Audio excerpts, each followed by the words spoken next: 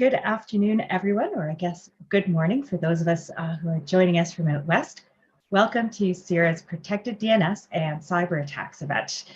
We have a panel of experts here today that will discuss how protected DNS can help Canadian organizations combat the growing threat of cyber attacks.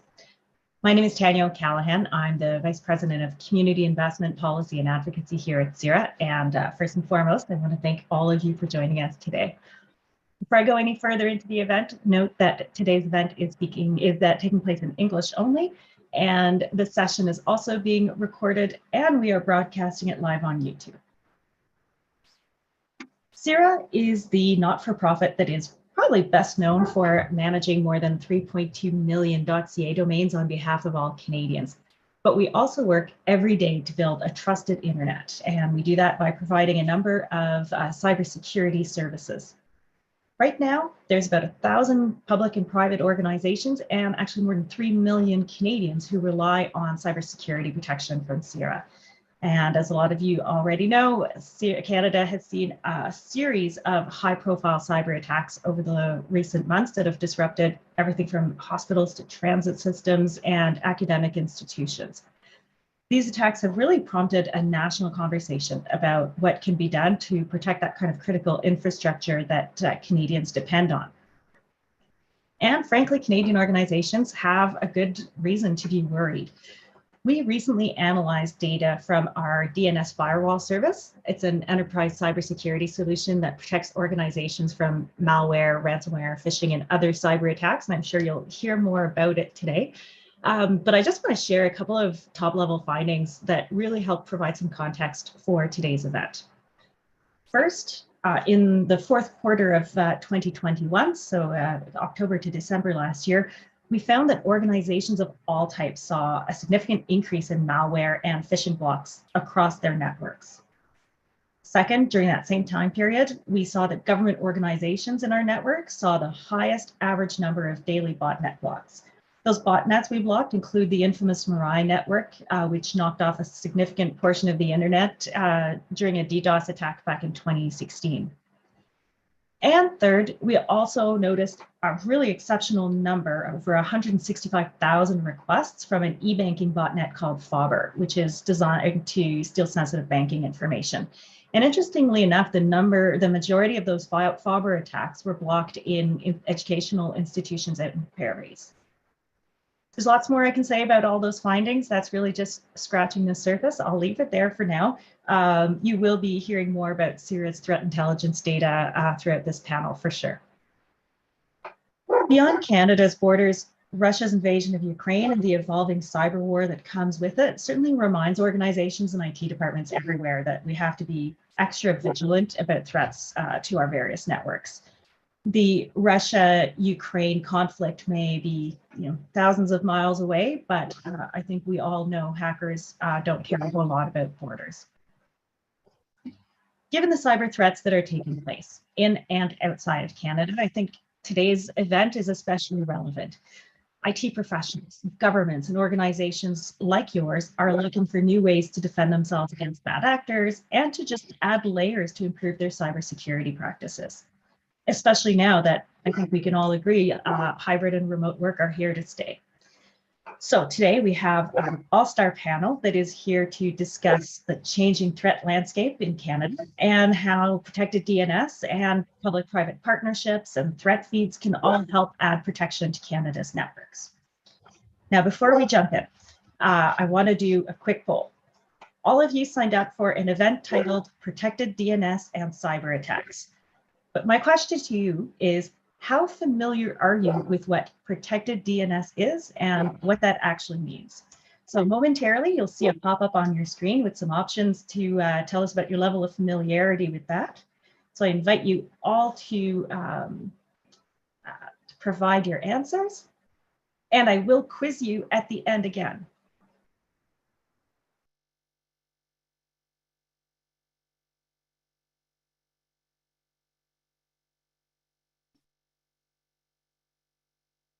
We'll give it a couple seconds. I see a few stragglers still responding.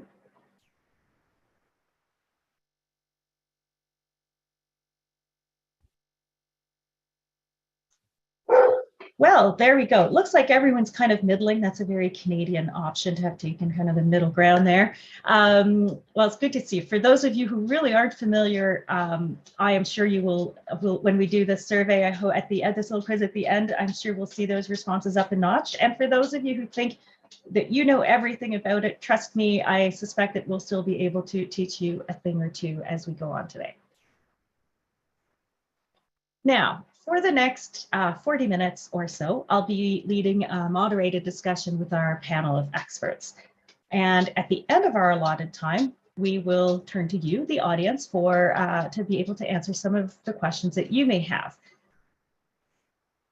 In the meantime, if you do think of any questions as you listen to our panel, please use the Q&A feature that's at the bottom of your screen. That's where we'll be picking some questions from at the end of our session. There's also the chat window that's open for your comments. Of course, please remain respectful in your interactions. And we always encourage you to take the discussion outside of the virtual walls of this event into social media, and please feel free to tag @CIRA News on Twitter. So before we dive in, I would like to give each of our panelists a chance to introduce themselves. I will start with you, Elena. Hi, everybody. My name is Elena Carroll. I'm the Associate Director of Security Operations at CanSSOC. I've had a bit of an interesting career, kind of going from more governance and compliance roles to operational roles over the past 5 years, and I'm very excited to be here. Great, thank you. Donald, would you like to go next? Sure. I'm Donald McCloud. I'm with CSE, the Canadian Centre for Cybersecurity. I'm the Director of Autonomous Defense and Sensors, and that weird dolphin-like title basically means I run the government's cyber sensors, whether it be host, network, cloud for the Government of Canada's federal worldwide networks. I've been in the cybersecurity or an intelligence business basically since about 1997, so really looking forward to the discussion today. Thanks, Don. JeanClaude. Good afternoon, I'm JeanClaude Demont. I'm the Executive Director of Information Services and Chief Information Security Officer at the Ottawa Hospital. So I've been at the Ottawa Hospital for 7 years. Before that, I was also in healthcare. So I have a total of over 10 years in healthcare. And before that, I was also in higher education. So looking forward to the discussion today. Thank you. And last but not least, my colleague, John Ferguson from CIRA. Thanks, Tanya. John Ferguson. I'm the General Manager for the Cybersecurity and DNS portfolio, which, among other things, has a protected DNS service.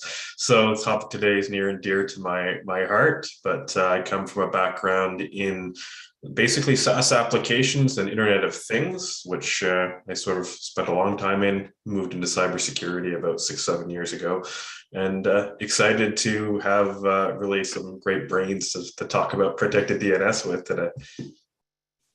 Thanks for that. That's a perfect transition. I want to kick things off today with a bit of context setting, since we have a diverse group here with us. So I'd like for all of you panelists to paint a picture of the threat landscape that we see in Canada. So specifically, maybe if you can talk about the kinds of cyber threats you're seeing, both within your organizations or even out there in the outside world, outside your organizations. And JeanClaude, because we've heard a lot about cyber attacks hitting the healthcare sector in recent months, I'll probably pick on you to start. Yeah, so we definitely see an increase in the threats, not just in volume, but also in the sophistication. And unfortunately, we also see an increase in the victims.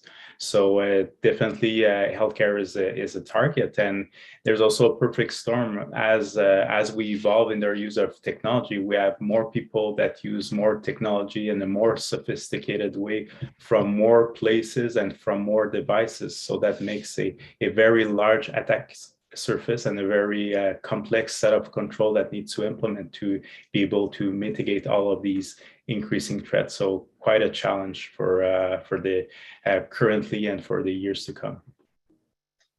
Elena, how does that compare or contrast with what you see in the higher ed sector? So in addition to some of the challenges that other sectors have, like ransomware, vulnerability management, state-sponsored attacks, higher ed has a few unique aspects. So many higher ed institutions are very decentralized and way more so than other organizations. So this means that usually not all security staff will report to the CISO, or maybe there is actually no CISO. There's also kind of this institutional culture that creates very unique dynamics internally. Another important difference is that we're dealing with academic freedoms and how research is funded. Essentially, it's a bit of a free-for-all, or what others might call in the industry shadow IT. So obviously it makes it more challenging, not just to monitor, but also cybersecurity teams have to drive changes or security control adoption by bringing the community together and kind of doing this exercise and convincing others that certain controls are necessary, instead of driving something top down, which we unfortunately can't really do. Yeah, it's bring your own device to a whole other level in a university. Exactly. So Don, I'll have you have the last word to this question, because of course, with your role, you see a very broad view of cybersecurity threats. So maybe tell us a little bit about what you see and what's on your radar. So whether that's from our role protecting the Canadian federal government systems, or our national mandate looking out sort of for Canada in general, we're seeing similar trends. What my colleagues on the panel have said. Cybercrime continues to be the number one threat that we see facing, whether that be critical infrastructure, government clients, or your typical Canadian. And that could be most recently seen through ransomware. We're seeing ransomware as a service, where people are able to get into using or deploying ransomware much more easily than they would have before. But we're also, of course, seeing espionage type interactions, whether advanced persistent threat, nation states, and of course, most recently, Russia's actions in the Ukraine. So it's certainly something that CSC and the Cyber Center have been watching carefully, and really working with our partners in critical infrastructure to try to make sure they're well informed, advice and guidance, and information, which I'm sure we'll get into, such as threat feeds. So actually, let's pick up on that and some of those broader scale cybersecurity threats you're talking about. So often, when we think cybersecurity threats, we think about it at kind of an individual level, an individual person, an individual organization, but we're looking at some of what's happening, and these are attacks that are taking on entire networks, all to Quebec government websites, that some of the large-scale healthcare attacks we've seen in Newfoundland, for example. So it's really seeming like this is a national, if not even broader, problem. So JeanClaude, how does that check out? Do you want to pick that one up? Yeah, the greatest challenge that we see is like the amount of threat, and of course everything now happens on the internet, and there's a lot of challenge over there, and this is where the like, if we go to the subject of the meeting, like protecting DNS can really help, because like every like threat, it's a risk that we are exposed to, and the risk is a probability and the impact. So we are now very well aware of what could be the impact of being victim of a threat that starts simply with a user clicking on a link on the email, but there's also the probability, and because it happens on the internet, so it becomes a very high risk. So because it's on the internet, and DNS protects for you the internet. So every control that we implement also has a relative contribution to the reduction of the risk exposure, but also as a cost, both a cost to implement and a cost to maintain the control over time. And when you think about it, like DNS, it's very, very relatively simple to implement, and also very cost effective to maintain. So from a value perspective, it's probably one of the most effective control that we have. But surprisingly enough, there's still a lot of organizations that are not addressing that control specifically. Like it's kind of still for some a hidden treasure. Like it's the most effective control because you can implement it quickly. It's very cost efficient to maintain, and it does so much to protect you against the vast majority of the threats. Of course, you need to have a security in-depth approach. This is just one of the layers that will protect you, but it's one that is very effective. So John, I'm going to ask you to weigh in here. Obviously, protected DNS is something that's near and dear to our heart at CIRA. So anything you want to add to what JeanClaude has kind of thrown out there? Yeah, no, I think that, Don and Elena kind of alluded to it as well in their conversations.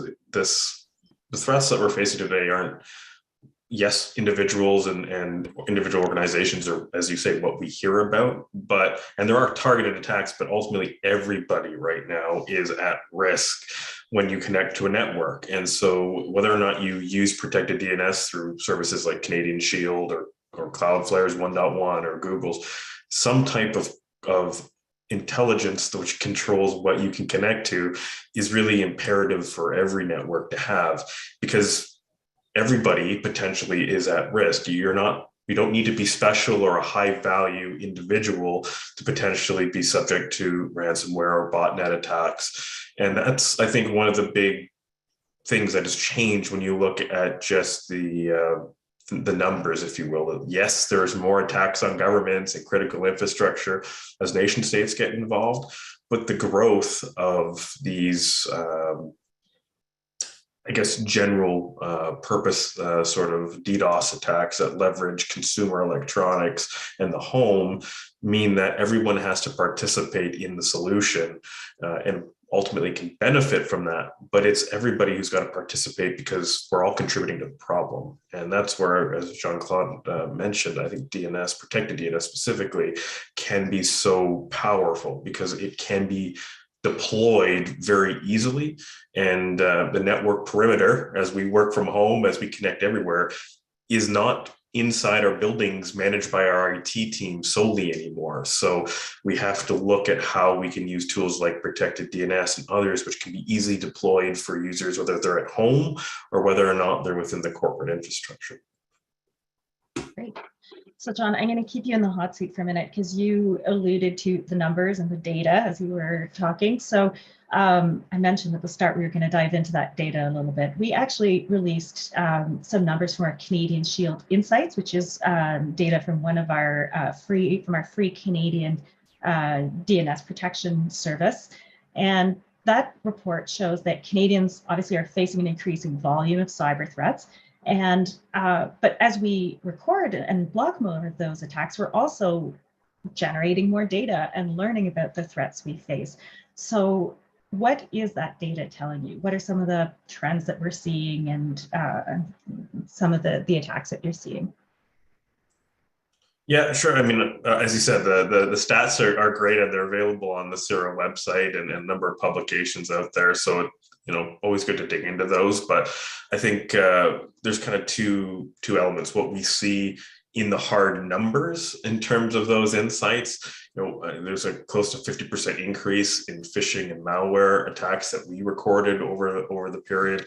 A lot of malware really topping out that number. And interestingly, as you highlighted, Mirai as well as Faber, which are two known networks for malware and botnets that started 6-7 years ago, have all of a sudden woken up.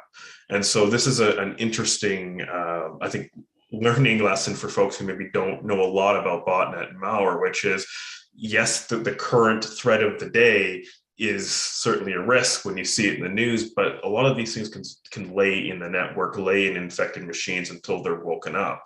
And how do you protect against not just what's coming new, but what may already exist inside of the network? Is again another interesting way where you use network controls like packet inspection and protected DNS and other methodologies to kind of capture things once they happen, right? How do you detect that it's happening? So seen a big shift there. And certainly that has a real strong tie to things like crypto, the rise of crypto and online trading that the pandemic has partly accelerated, has certainly led to what seems to be a lot more targeting of that type of site, that type of phishing. As people are consuming it, you can see that the attacks mimic user behavior, right? So around the Christmas time, you get a lot of things that target online shopping. As crypto and online trading have become a thing, then banking scams become the latest thing. And so the numbers certainly are there, and they show an increase across sort of all ranges, all parts of the country, all sectors for that matter, and residential and commercial equally. So it's just a heightened sort of a environment all over the landscape when you look at it. Thanks, John. So Elena, hearing all about that data as someone who tries to, who works in kind of the security of such complex networks that you described earlier, how do things like data sharing, intelligence sharing, that kind of collaboration help you in your work? So it's definitely critical to the success of CanSOC and the sector in general. So as an example, about a year ago, an institution had a major compromise and then shared some indicators with us in confidence. So we shared them with a few other institutions, and this actually identified mass scanning activity across a number of them kind of on the same day. And then a further investigation revealed that some of the indicators were associated with Cobalt Strike servers. So this just shows how important it is to share and for our sector to have that national view of incidents as well, which is what something that CanSOC is trying to bring about. You know, the CanSOC mandate is really better that we can do on our own, always in partnership. And I think this is just a great way of looking at it, not just from a services perspective, but also from that data and intelligence sharing perspective. You know, we rely on our community members to report indicators of compromise to us and incidents, and then we can share that information back with the sector. And by doing that, we're really ensuring that we're protecting our community more effectively. And I don't know if this is ironic or this is pretty great, but it benefits all organizations ingesting our threat feed service, actually, which, by the way, includes the CIRA Canadian Shield service as well. At this stage, we're also integrating as an operating department of Canary. So now CanSOC is also part of that National Research and Education Network across Canada. And that allows us even greater collaboration and partnership than we could do before. So this will improve everything, you know, visibility across the sector, sharing, not just, you know, for us, but also some of our partners across Canada and more. Don, I suspect all of this is something that very much resonates with you and your organization as well, correct? Well, absolutely. It's, as you said, a national problem and all of society issues. Cybersecurity, Canadians, everyone in the world are dependent on these online services, and the threat feeds that we work at the Cyber Center. We work closely with our Five Eyes partners. And indeed, today, as I'm here, we have some of my colleagues speaking in the UK on the importance of partnership and working with the private sector. This is not a government problem alone, but to threat feeds specifically, it's something that we use, and we're also a net producer of at the Cyber Center because the size of the government operations worldwide. We have a unique view, and we turn that around and we share that information so that with services such as Canadian Shield can better defend people that might not have the ability to use, you know, perhaps more sophisticated solutions, endpoint detection and response. That as my colleague said, it's a simple, it's easy to do, and it is just so effective. Even at government operation scale, the threat feeds are just so beneficial to us. We will get a threat feed put in or notice something, and we won't see it actually hitting government operations, but days later, we might see it now bounce up against somewhere where we've already put a block in space. So to be able to work at that scale, then share it back so that more and more people, Canadian individuals, can benefit from that. I think it's a win. We really have to work together to solve this problem. Now, I want us to shift gears a little bit.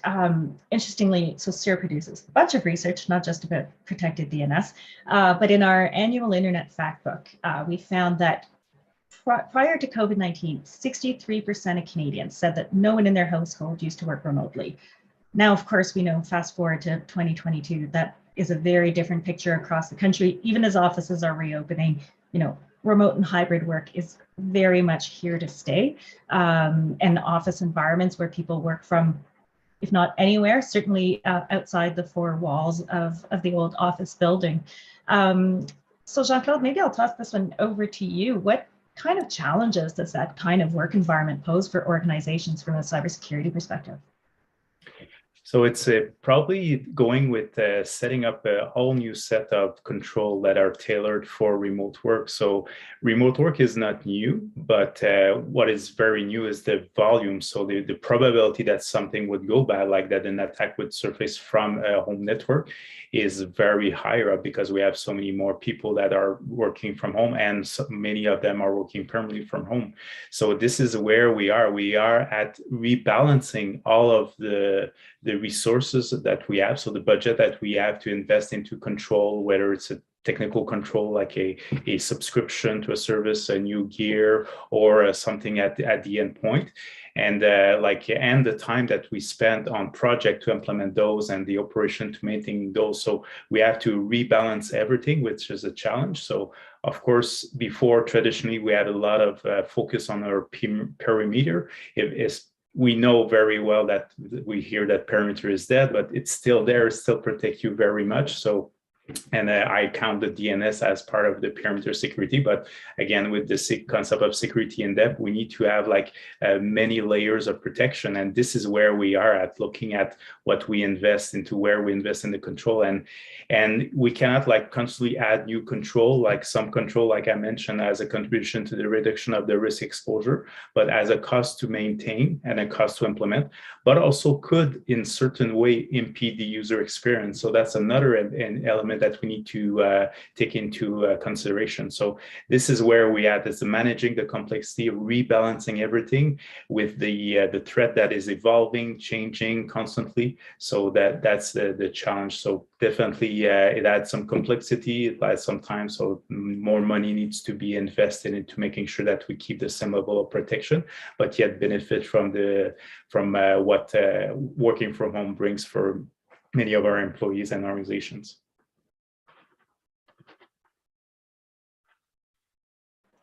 It was bound to happen. I'm glad it was me. I'm going to break my own format here for a second because there's a question in the Q&A that I think I want us to answer before we go any deeper into this issue.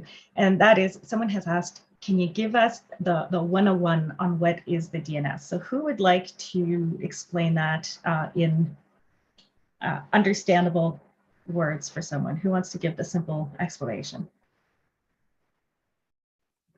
Oh, JeanClaude unmuted first. All right, go ahead. So basically, we as humans understand words. So when we go to a website such as CIRA.com, but computers, they understand numbers. So like IP addresses. So the DNS is to make the translation between what we remember to go on the web and what the computer needs to have that. And this is how some attackers could be abusing that, having like a website that you see on the hyperlink that looks like a website that but it's actually not there. But this is where technology like DNS security can easily know that no, that's not it's the website that you're looking for. It's actually a website that is known to be the malware. So I hope that. Thank you very much for that. And John, I saw you almost unmuted, so I'm going to take advantage of that and pick on you for the next question, which really follows well on the heels of that. And it's, so how can, and JeanClaude touched on it a bit, but what's the role that protected DNS can play then, now that we understand a bit what the DNS does? Yeah, I mean, certainly we're focusing a fair bit, I think, to begin with right now on content control. I mean, that's essentially what we're talking about when we talk about blocking malware or botnet or phishing, but often that's also used to deal with things like parental control type functions too, right? I want to block certain type of content to certain types of users. And that's certainly the predominant way I think most people will understand DNS's use or protected DNS's use in a sort of corporate environment. But I want to highlight sort of the privacy element to this as well, which I think often gets overlooked, which is when you send that request out to your DNS resolver, if you're sitting at home, that's typically your internet service provider. If you haven't configured something differently, they will essentially end up having a record of every website that you've ever requested to visit, and data retention policies and distribution of that information is different for different organizations. And unless we've all read all of those wonderful legal agreements that we click through so quickly online, you'd probably be surprised to find out how long an organization may retain that information, what rights they have to redistribute it or use that data for marketing purposes or other commercial purposes. So one of the benefits of using protected DNS when it's potentially paid or potentially a free public DNS server like the Canadian Shield service. There's a DNS for EU initiative going on, which is looking at a public protected resolver for the EU region. And there's many other examples in many other countries that do something similar. It allows organizations like CIRA to provide a DNS resolver, which is independent from a commercial entity like a telco. And we don't retain data anywhere near as long or capture certain types of data, like what operating system you're running and how often you're accessing some other things. So DNS and where that data goes, for example, keeping the data all within one country. So data sovereignty is certainly a big issue these days, and sovereignty of national infrastructure like the internet. How do we enable Canadians to stay online in these times when cyber warfare and bandwidth constraints and all these things are going on? Some of that has to do with protecting the data that you have and having resources that can be regionally available.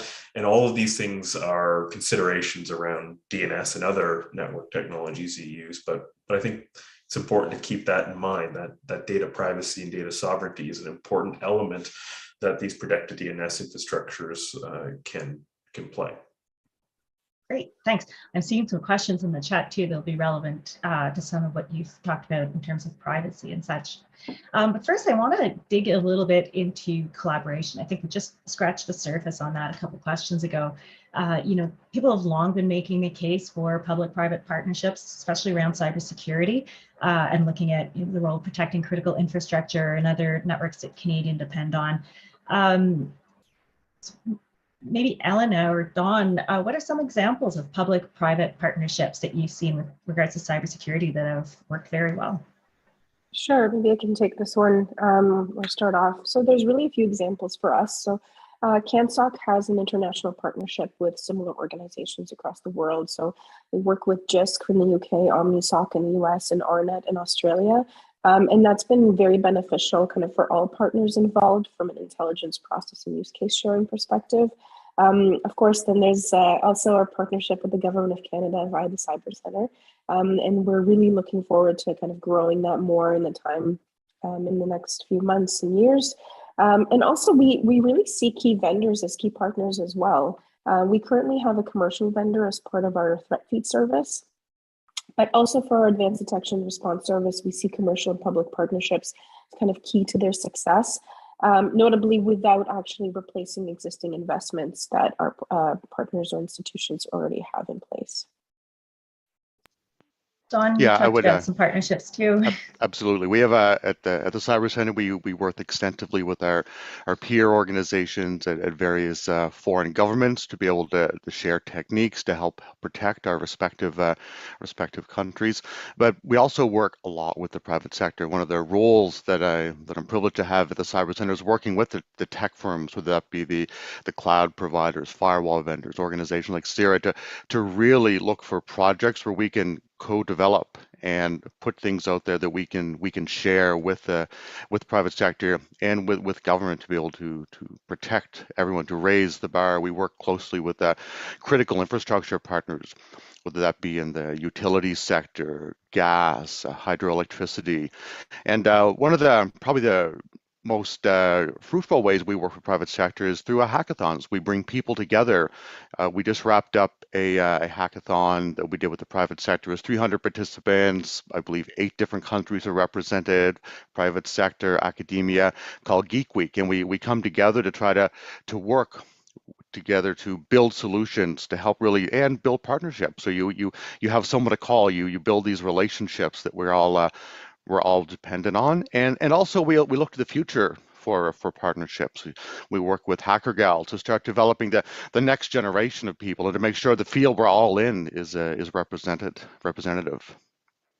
Thanks. That's a perfect bridge talking about the future, because my question for you, JeanClaude, is a little bit different. If you had, a genie with one of those magic lamps, what kind of partnerships would you like to see in the future? First, I would like to see organization amongst themselves in an industry working more together. Like, for example, in healthcare, like every hospital, like before, the way the technology was was set up, like a lot was happening on the site, but now that a lot of things moved to the cloud, now there's really more opportunities. And now that networks are being connected and we're all have very high availability connection, and we're already collaborating on something like electronic health record system on the same platform. Now, I think we need to bring that to another level and collaborate on cybersecurity, but even looking at other things like federated identity. And as a matter of fact, we're quite lucky in the case of the healthcare in Ontario, because the Ontario Health has came up with a very interesting program where we have a regional security operations center that are set up in order to encourage organizations to work together and share ideas. And what we came to realize is that it was initially looking for implementing better control related to cybersecurity, join our forces, join our capabilities, join our technology to better protect. But we saw that we can bring that to a greater extent, to the greater scope, because it's kind of hard these days to divorce security with identity management and your cloud presence with your collaboration suite. And a lot of the security control are also moving to the cloud as well. So there's great opportunity to join our forces, join our technology, and moving to the world, because some boundaries that we had and some obstacles that we had in the past are not there. So we need to rethink the way that we approach a problem.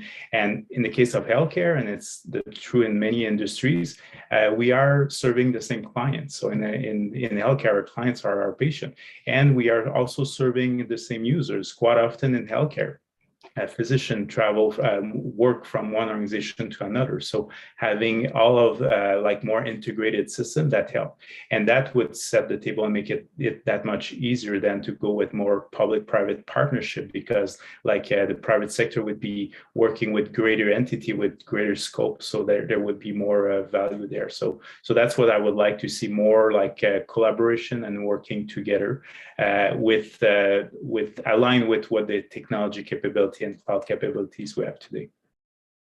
It's interesting what you say, collaboration, which you said there again at the end, is really the key word I'm hearing, kind of the thread through everyone's responses here for sure.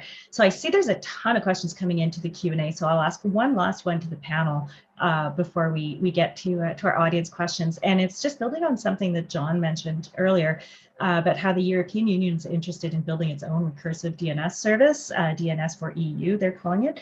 And it really feels like this notion of protected DNS is having a bit of a moment. As John said, we're seeing it in the EU and elsewhere.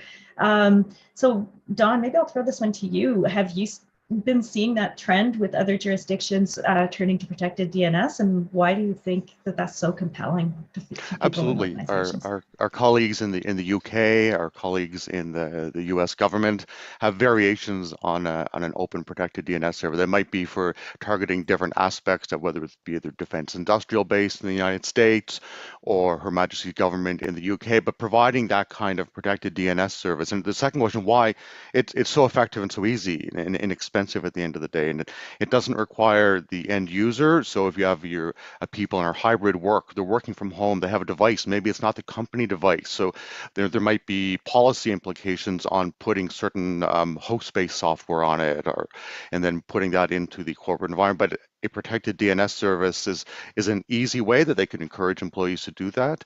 And also in the government sense, there are some rather large departments, some smaller ones that, and again, it's an inexpensive and easy way to give really sophisticated protection, because you're benefiting from what sort of the larger organizations are able to bring to bear on this problem, the scope and scale at the visibility they see, the threats might target them before they hit someone else, and then sharing that information back. So yeah, it's something that we see a lot of our peer organizations and other countries looking at. I think it's fantastic. Okay, thank you. So we'll start with the list of audience questions. For those in the audience who are wondering when we'll get to theirs, I won't ask them in order. I'm going to try to find a bit of logical flow to them here. There's one that I think is relevant to what you've just talked about, Don, which is it's a very simple question, but is the Google DNS at 8888 a protected DNS? Who wants to answer that one?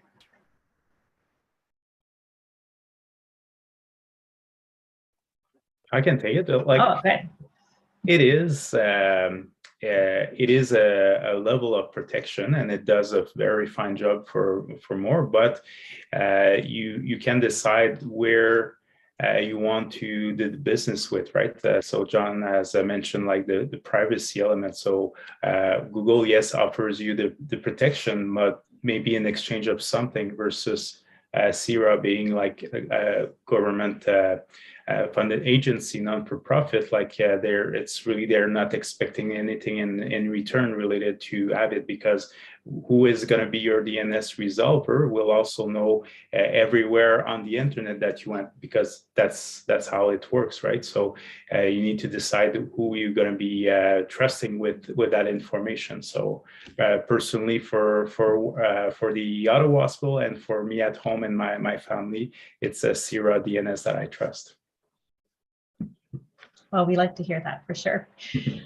There's a couple questions that I'll kind of merge together, which is really, about how are these threat feeds constructed? What are they? How do they get put together? There's someone here, Daryl here, is talking about how sometimes they seem a little bit behind, as in, there's some known threats or some known malicious sites, but the feeds are still letting them through. Don, maybe I'll throw that one to you to kick this off a little bit. So we use a variety of threat feeds in the GC, but I'll speak as sort of a producer of threat intelligence too. So we have and certainly by no means a silver bullet, but an excellent addition. So when we see intruders attempting to penetrate government networks, or if we catch something during an attack and our malware inspection engine is able to explode the malware, see the indicators of compromise, and we're able to then put that through a vetting process. And by the time we're comfortable blocking an indicator of compromise at the GC-wide level, which has real-world implications for Canadians, whether crossing borders or applying for services online. So we have to take care that what we're doing won't impact government operations. And when we're that confident, then we're also confident to share that with trusted partners such as CIRA, to go, we believe that based on what we saw, based on the actions they were taking, based on our testing to make sure that it's not a false positive, or they weren't using something that's a very common service, so we don't block access to our root DNS server by accident. What we're doing, we're sharing that back. So is it perfect? Well, of course not. Is it going to be somewhat behind in this?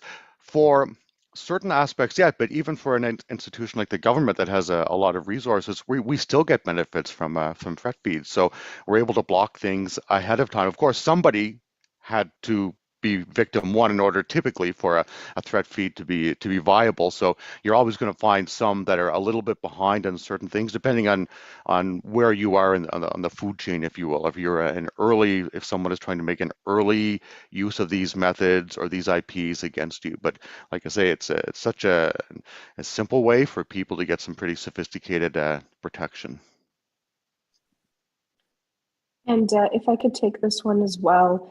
So CanSSOC does contribute as well to the CIRA Canadian Shield feed, like I mentioned before. And we do quite a bit of validation on our end for indicators that get put in there. We have quite a high degree of trust in kind of the data that's going in. And we try to kind of build this within our community as well. So we typically source indicators from from intelligence, but we want to make sure that it's validated and it's good enough to actually make it in. And similar to what Don said, indicators of compromise are not perfect. Often they're very time based, and sometimes threat actors just pivot fast enough. But really, for us, the value is in getting institutions or some of our partners to share vetted threat intelligence with us that we can kind of integrate into the feed, and then that gets used by everybody, and usually fairly high quality. Thanks to you both, because I think this idea of threat feeds is like a black box for so many people, so it's important to crack it open and shed some light on what that actually means. And actually, John, there's a question for you here, which is digging a little bit deeper, and that's specific to the Canadian Shield scam blocking threat feed. So first of all, can you maybe talk a little bit about it? And the specific question as well is, can users set their own allow settings while allowing the service? Sure. Yeah. So, I mean, I'm just really picking up on what Alina and Don have been talking about, which is there's this trade-off between usability and security that exists in every security solution, right? And threat feeds are no different. If you block too quickly, you run the risk of false positives raising to a point where users are frustrated. You're too slow and more things get through than you'd like. So there's always this tug of war in terms of user impact. And Scam Advisor is an example of a community sourced set of data where internet users can report behavior or sites which they suspect are malicious in one way or another, and then those get reviewed, essentially a peer review process through Scam Advisor to look for indications of this malicious activity, and then they get classified into some type of behavior, right? And it could be beyond being malware or botware. They may just be misleading. They may be falsely representing products or organizations. They're not necessarily purely related to the same attack vectors that we were talking about with botnets and malware. But in the Scam Advisor use case, it is integrated into our Canadian Shield, as well as CanSSOC and the CCCS feed and some other commercial feeds. Within Canadian Shield, we offer 3 levels of service: a privacy service, which just ensures that your data never leaves Canada and that it gets eradicated from servers in a very quick fashion. We only keep it long enough to make sure the service is working properly. Then there's a protected service, which blocks botnets and malware and phishing sites. And then we go to a family package, which actually also adds blocking for explicit adult content. And so those are the levels of granularity we allow within Shield, i.e. you pick one of those service levels to be configured on, and there's a block lists that are applied appropriately based on that. Within our commercial services or paid services for DNS firewall, users can get in and set up really detailed, granular, I want this type of content, not that content, block this individual website, let this individual website through, even though I'm being told I shouldn't go there. So there is a different service where we provide that level of granularity. And there are certainly a lot of services out there that are marketed to sort of the home user family protection, things like Circle devices. A lot of the ISPs now are providing some level of family parental controls, which provides some degree of this capability as well. So long answer to a small question is that there are sort of many different ways that you could get some of that granularity sort of into your home operation. And it's very common in a commercial environment through either DNS or firewall rules to get this level of granularity for content control. Now, today's session is all about protected DNS, and I don't want us to stray too far from the topic, but there's a couple questions I think we can't avoid talking about, and that is the people angle. And there's a couple of questions here that say, this is all great, but what about the people part of this equation? How do we factor in, the reality that the weakest link in security is often considered to be people, and cybersecurity training can help and can only go so far. So who wants to? Who wants to tackle this one? I think Elena looks like she wants to. I think this is where kind of security in depth model is really beneficial. There's a few things that organizations can do. I know zero trust is kind of this hot topic right now, but it's generally a really good way of mitigating some of this, just basically limiting the access that users have to, or devices have even, to what they just need to do their jobs. Again, kind of multiple layers of controls. And obviously this is easier said than done, especially in certain industries.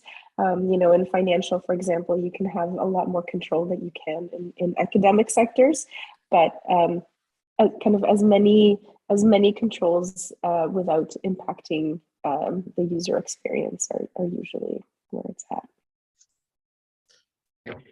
I would like to add as well that we heard that security is a responsibility for everyone, but we tend to always rely on your IT team to provide everything about security. And yes, it makes sense that IT is responsible for the firewall and things like that. But when it comes to cybersecurity training, what I would like to see is more a switch towards really the business, like being responsible for cybersecurity training and making it everyone's responsibility. So, for example, if a user would have had a behavior that would have put the organization at risk, should they be dealing with IT in this case? I think they should be dealing with their line of management, right? Dealing with their management. So it may really makes the management and everywhere in the organization involved and making sure that it's sustainable, because otherwise just IT bringing cybersecurity training that we do annually, it does have some impact, like phishing campaign does have some impact, but I think it's really like employees, people are part of a team, they have a manager, they have annual evaluation. So I think cybersecurity awareness, culture of protection, I think that should be moved within the business, and I think we'll achieve a lot more quickly. I was just going to add to what's already been shared. I mean, I generally push back against the suggestion that cyber awareness training isn't effective, because yes, it's temporal, right? We're humans, whatever is front of mind, we have a recency bias. The more recently that I've heard about something, I've learned about something, the more likely that I'm going to recall it and use it. It's a muscle, and if it's untrained, it's never used. And so for me, it's a challenge in that space, because we often go in and implement, you get hired by a company. Here's our cybersecurity policy and training. Read these 300 documents and become an expert on what you should do and shouldn't do when you're using, information technology with our company. And to me, that is where the mentality needs to change from an organization perspective. We need to make these practices and policies approachable and consumable, so that people can take the basics and leverage them. And I've got 2 school-age children, and we're starting to talk to our 6 and 7-year-old about what does it mean when you go online, because everything is online. You can't watch a video without getting an ad, and what does that mean for them? So I think it's important to recognize that training or education around the risks can come from many different sources. It's just not corporate training. The government of Canada's got a lot of cyber awareness, general awareness, generally targeted for children and for the elderly. But in general, it's there as a resource. And then, of course, there are things around compliance that you need to have when you're in a business environment for privacy concerns, as well as just sort of risk prevention when online. So I do speak a little bit passionately about this, because I do think it is something that you've got to be focused on as an organization. People are going to be the biggest defense you have, because they're also the biggest offense in terms of the perpetrators as well. Training people not to turn stuff off, knowing them to ask for help. All these things are incremental steps towards an ultimate goal of protection. Great. There's an easy question in the Q&A, and in fact, I'll just take it myself. I know I'm not supposed to as the facilitator, but it says, is there a browser extension or an add-on for CIRA for modern browsers? If not, I think that would be a good idea. And I don't like to scoop ourselves, but we are working on a browser extension, certainly for Canadian Shield. I think one thing that we recognize at CIRA, and many of you have alluded to here on the panel, is that it can be daunting for some folks to implement cybersecurity measures at home. And so, one of the objectives of Canadian Shield, beyond protecting as many Canadians as we can, or as part of that, is to make that protection accessible. And so finding ways that the average Canadian who doesn't work in IT or doesn't have their own CTO at home can help them implement protections on their home networks. So there is absolutely something in the works, and stay tuned on that, Dario. Now, after that super easy question, which I kept for myself, there's a very meaty question that comes to us from YouTube, but I think that addresses a couple of elephants in the room. And I'll read it verbatim here. Given the ever-growing amounts of online censorship by either governments or big tech, and that protected DNS, in quotes, could be leveraged to achieve such goals, is it important that organizations running this kind of infrastructure remain apolitical? So actually, I'll stop there because there's a second part that's just for about CIRA, which I'll hand off to John. But does anyone want to tackle that first part?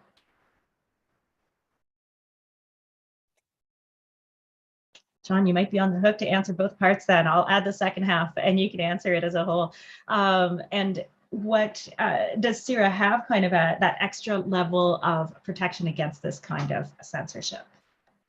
Yeah, so I'll take the second half of that question first, I guess. I mean, one of the things that someone had tossed out there earlier, that we're a government funded agency. We're not. We're an independently, self-funded, not-for-profit, and we do have pretty rigorous or pretty focused attention on data privacy and data retention.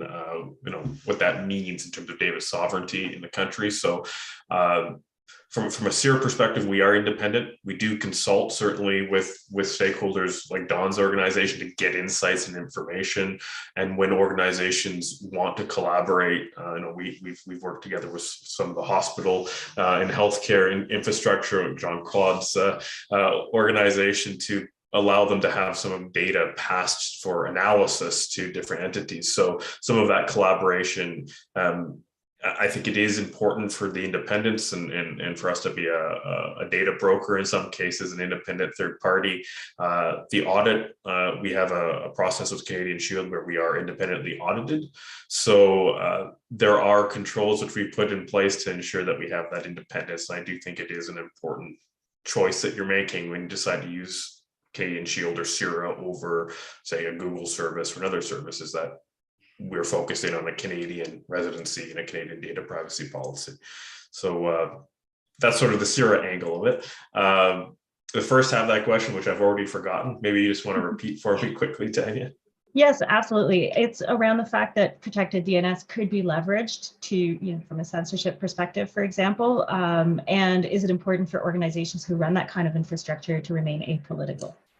So yeah, I mean, content control could be used, but it's like everything. Every tool can be weaponized if put in the wrong hands, I suppose, and if people are not aware of its use. So one of the big things about training and educating people on the use of DNS is it empowers them to make their own decision, right? And perhaps if we've achieved something today, we've maybe made this more of a front of mind thought for somebody. Maybe I want to configure my DNS to go to a certain place so that I know it's being managed or handled or under certain policies versus just accepting what comes by default. And so, there is risk potentially if you use a service that is not operated in an appropriate manner. But at the same time, if you are aware and use a service which is quality and integrated well and managed well and monitored well, you can get a lot of benefit through threat intelligence, through groups like CanSSOC and the Cyber Center and more. Great, thank you. We are almost down to the end of our hour. I have one last question for our panelists, and no one is exempt from this one. And that is, what is the hardest part, your biggest single challenge, one-liner about being a cybersecurity champion, either inside your organization or just in general? I'll put JeanClaude on the spot for this one. It's keeping up with knowledge, both for the leadership team that is responsible, but also the team working with you, because it's a very, very scarce resource, and it's sometimes very hard even to get external service and expertise for knowledge, because the complexity has just exploded over time. Don, what about you? From my perspective, it's building trust amongst partners that may sometimes have different, there might be economic competitors, there might be different things that sometimes put them into different aspects of the domain or the industry they're in, but trying to bring people together to find a commonality at a national level to really raise the bar for all Canadians. Elena? Probably getting very senior management to understand risk. on the risk of certain situations, and how do we communicate that most effectively so that they can understand it easier and know what kind of to do within their organizations. And John, real quick, your last. Yeah, I mean, kind of along the same line as Don Molina, I think it's awareness and visibility, right? Making people aware of the challenge and the issues is, I think, one of the biggest challenges. A lot of the time, people just don't know what's going on, and that makes it hard to demonstrate to them the value and the need. Great. So just as we wrap up, I promised at the start that I was going to quiz everyone at the end again. So we'll put up this poll to see how everyone's level of familiarity has evolved, hopefully ticked up a little bit when it comes to protected DNS. So everyone should be able to start voting now.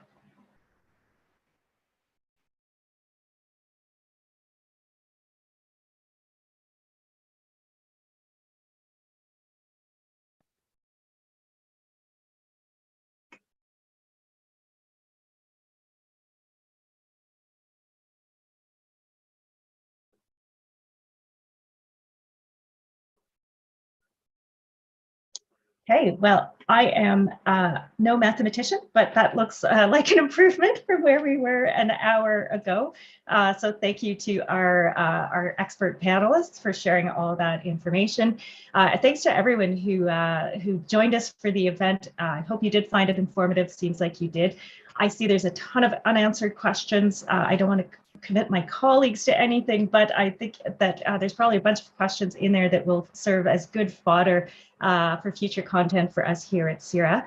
And please be sure to follow our social media to stay up to date on any future cybersecurity news or insights.